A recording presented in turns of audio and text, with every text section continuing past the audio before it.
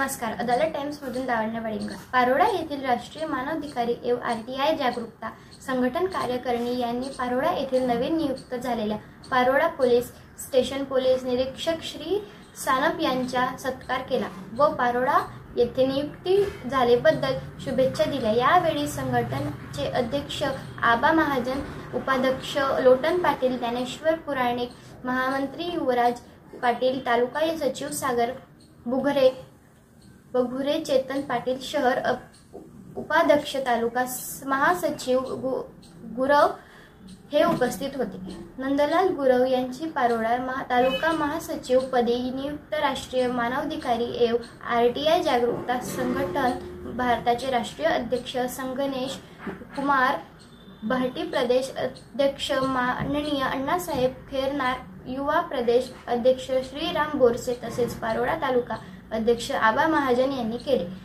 सदर यावेळेस पारोळा तालुक्याचे सर्व पदाधिकारी उपस्थित होते. नमस्कार.